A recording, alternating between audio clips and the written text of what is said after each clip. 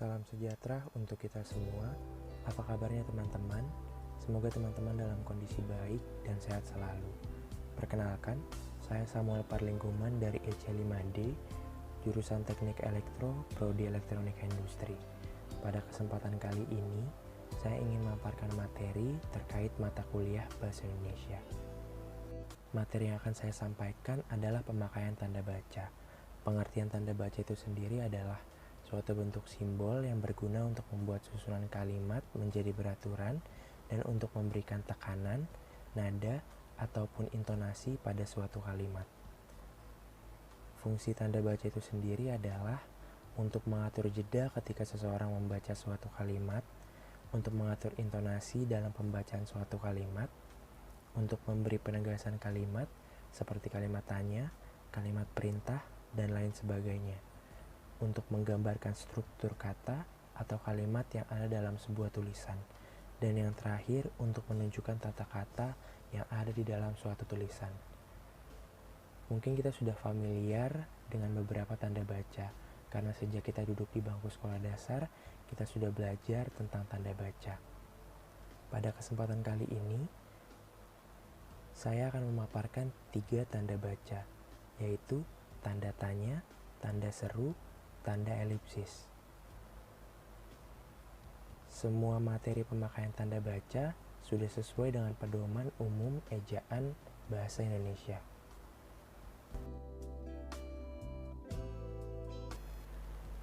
Tanda baca yang pertama yang akan kita bahas adalah tanda tanya. Tanda tanya adalah salah satu tanda baca yang digunakan untuk menandakan akhir kalimat pada kalimat pertanyaan.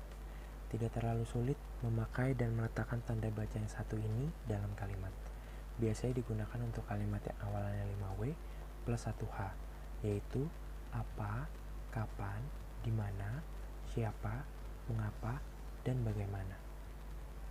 Dalam pedoman umum ejaan bahasa Indonesia, tanda tanya dibagi menjadi 2 ragam. Yang pertama, tanda tanya dipakai pada akhir kalimat tanya.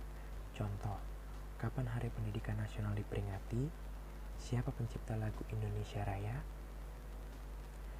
Kesalahan penulisan tanda baca ini pada umumnya adalah tanda tanya didahului dengan spasi atau diulang 2-3 kali dalam ragam resmi, seperti di mana Amir tinggal diikuti dengan 3 buah tanda tanya, atau di mana Amir tinggal diikuti dengan spasi lalu tanda tanya. 2 contoh kalimat tersebut adalah contoh yang salah dalam penulisan tanda tanya. Lanjut ke ragam tanda tanya yang kedua. Tanda tanya dipakai di dalam tanda kurung untuk menyatakan bagian kalimat yang disangsikan atau yang kurang dapat dibuktikan kebenarannya. Contoh, Monumen Nasional mulai dibangun pada tahun 1961. Ia dilahirkan pada tahun 1683. Dari 2 contoh kalimat tersebut, terdapat keraguan sehingga kalimat pertanyaan tersebut dibutuhkan bukti kebenarannya.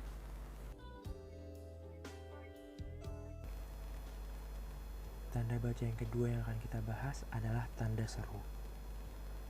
Tanda seru dipakai untuk mengakhiri ungkapan atau pernyataan yang berupa seruan atau perintah yang menggambarkan kesungguhan, ketidakpercayaan, atau emosi yang kuat. Contoh, alangkah indahnya taman laut di Bunaken.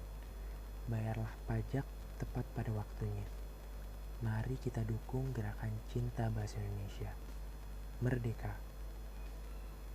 Di dalam contoh kalimat tersebut, terdapat pernyataan, seruan, ataupun perintah. Kesalahan yang sering kita jumpai dalam penggunaan tanda seru juga sama dengan kesalahan dalam tanda tanya, yaitu didahului dengan spasi atau diulang 2-3 kali, seperti contoh yang terdapat. Catatan, penggunaan tanda seru umumnya tidak digunakan di dalam tulisan ilmiah atau ensiklopedia. Hindari penggunaannya kecuali dalam kutipan atau transkripsi drama.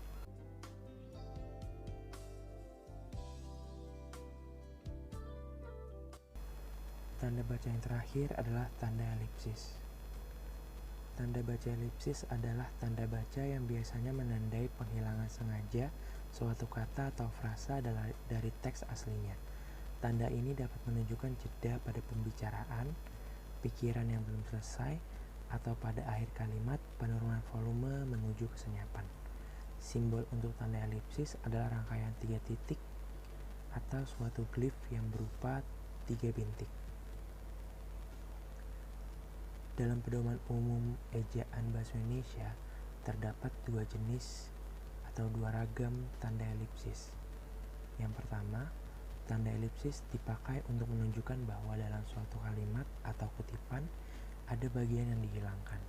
Contoh, penyebab kemerosotan akan diteliti lebih lanjut. Dalam Undang-Undang Dasar 1945 disebutkan bahwa bahasa negara ialah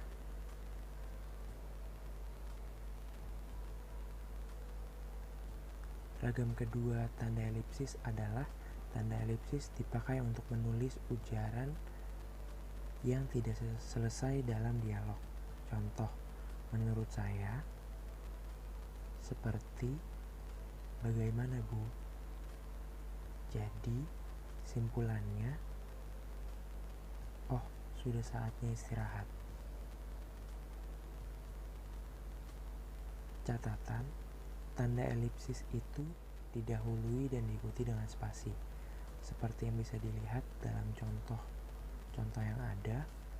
Sebelum dan sesudah tanda elipsis selalu ada satu spasi. Catatan yang kedua, tanda elipsis pada akhir kalimat diikuti oleh tanda titik. Jumlah titik menjadi 4 buah. Di dalam salah satu contoh juga terdapat tanda elipsis di akhir kalimat.